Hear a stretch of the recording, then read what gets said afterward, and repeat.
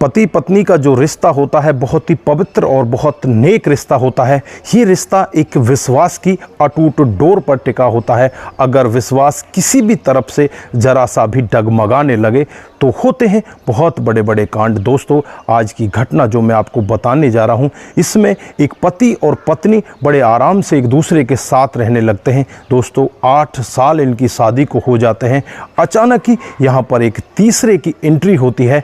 जो पत्नी होती है अपने पति से ज़्यादा भाव उस तीसरे को देने लगती है और फिर वो एक दिन अपने पति को छोड़कर उससे अलग रहने लगती है। फिर होता है यहाँ पर इतना बड़ा कांड, किसी ने कभी कल्पना भी नहीं की थी कि ऐसा भी हो सकता है। दोस्तों, अगर आप भी पूरी कहानी के बारे में जानना चाहते हैं तो वीडियो को ज़रा सा भी स्किप ना करें, लास्ट तक वीडियो को ज़रूर देखें। दोस्तों, आगे बढ़ने से पहले हमारी यही रिक्वेस्ट कि जो हमारे चैनल के साथ नए हैं कृपया करके चैनल को फॉलो कर लीजिए, बेल आइकन को ज़रूर प्रेस करें। नमस्कार, जय हिंद। आप देख रहे हैं APH न्यूज़ राहुल रावत के साथ। तो दोस्तों, आज की जो हकीकत की घटना आपको बताने जा रहा हूँ, ये बेंगलुरु की हकीकत की घटना है। यहाँ पर भरत नाम का एक लड़का जो देखने में खूबसूरत होता है, उसकी शादी यहाँ पर विनुता के साथ हो जाती है। दोस्तों, शादी होने के बाद ये बड़े आराम से एक दूसरे के साथ रहने लगते हैं। इनका जीवन बड़े अच्छे से कटने लगता है। धीरे धीरे समय बीतने लगता है और एक दिन का वाक़या होता है जब विनुता अपने पति से कहती है कि मेरा एक दोस्त बन चुका है, मैं उस दोस्त के साथ भी बातचीत करती हूँ, मेरे दोस्त का नाम शिवराज है। दोस्तों, पति को ऐसा सुनकर बहुत अटपटा लगता है कि ये एक लड़के से दोस्ती कर रही है। अगर इसको दोस्ती ही करनी थी तो किसी महिला से दोस्ती कर सकती थी, लेकिन ये एक लड़के से दोस्ती कर रही है, इसमें कुछ दाल में काला है। ये अपनी पत्नी को समझाने का यत्न करता है, उससे कहता है कि लड़के के साथ दोस्ती आपकी ठीक नहीं है, आप इसके साथ दोस्ती मत करो। लेकिन यहाँ पर जो विनुता होती है वो मानती नहीं और शिवराज के साथ लगातार घूमने फिरने लगती है। तो कभी तो मॉल में उसके साथ चली जाया करती, कभी मूवी देखने के लिए थिएटर में चली जाया करती। यहाँ पर जो पति भरत होता है बहुत ही ज़्यादा परेशान होने लगता है, अपनी पत्नी को अपने पास बिठाता है, उसे समझाने का यत्न करता है कि जो तू कदम उठा रही है, जो तू कदमों से आगे चल रही है, आगे बढ़ रही है, ये बहुत ही गलत कदम है, इनको यहीं पर रोक दे, नहीं तो हम दोनों के जीवन के लिए ये अच्छा नहीं होगा। यहाँ पर जो विनुता होती है वो कहती है कि आपको तो बस ऐसा ही लगता है, मैं यहाँ पर अपनी दोस्ती ख़त्म नहीं करना चाहती, मैं उसके साथ रहना चाहती हूँ, उससे बातचीत करना मुझे पसंद है, मुझे अच्छा लगता है उसके साथ घूमना फिरना। दोस्तों, भरत काफ़ी ज़्यादा समझाता है लेकिन ये समझ ही नहीं पाती। उसके बाद इन दोनों का झगड़ा इस तरह से आगे बढ़ जाता है, जो विनीता होती है वो इससे अलग होने का फैसला कर लेती है और एक दूसरा कमरा किराए पर लेकर वहीं पर रहने लगती है। दोस्तों, भरत अलग रहने लगता है। भरत को बहुत ज़्यादा बुरा लगता है क्योंकि आसपास के जो लोग बाग होते हैं वो भरत को यही कहा करते कि तेरी पत्नी तो अब रंगरलियाँ मना रही है, तू यहाँ पर अकेला बैठा रहता है।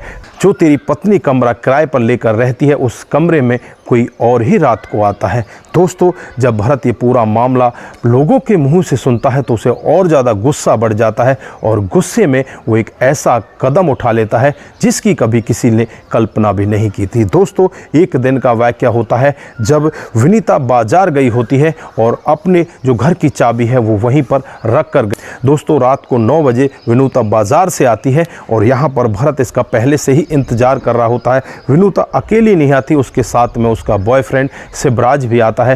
दोस्तों, जब ये घर के अंदर प्रवेश करते हैं तो भरत भी चुपचाप इनके पीछे पीछे घर में प्रवेश ले लेता है और ये बाहर से कुंडी को बंद कर देते हैं। और उसके बाद जब बेडरूम का दरवाज़ा खोला जाता है, ये लोग बाथरूम की तरफ जाने लगते हैं कि कुछ फ्रेश वगैरह हो लिया जाए। इधर जो विनुता होती है वो किचन के अंदर चली जाती है कि कुछ बना लिया जाए। दोस्तों, यहाँ पर दोनों को दोनों कमरे से बाहर हो जाते हैं। भरत इस मौके को देखकर तुरंत ही बेड के नीचे घुस जाता है। दोस्तों, जब बेड के नीचे पहुंचता है तो वहीं चुपचाप अपनी सांसें खींच लेता है। इधर जो विनुता होती है, शिवराज होता है, दोनों को दोनों उस कमरे के अंदर आ जाते हैं और वहां पर वो दोनों एक दूसरे के साथ संबंध बनाते हैं। जो भरत होता है बेड के नीचे लेटा लेटा उनकी पूरी बातें सुन रहा होता है। उसके बाद ये दोनों रात को करीब 12:30 बजे सो जाते हैं और सोने के बाद यहाँ पर भरत को इंतजार होता है कि कब विनुता यहाँ से जाए और मैं यहाँ पर अपने काम को अंजाम दूं। भरत अपने साथ पहले से ही एक तेज़धार हथियार लेकर जाता है।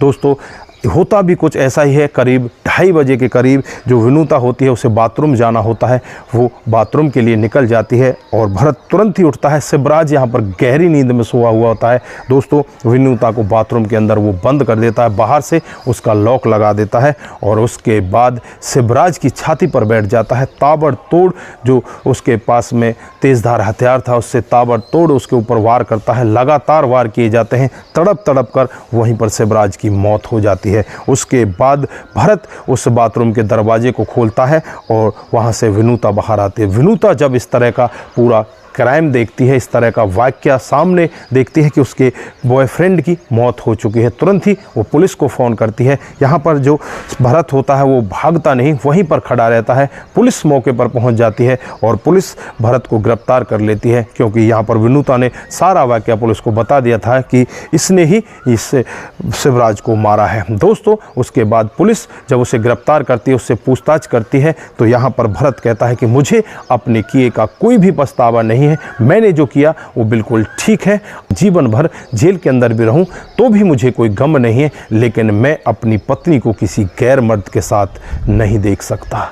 दोस्तों, उसके बाद भरत को गिरफ्तार कर लिया जाता है, उसे जेल के अंदर बंद कर दिया जाता है।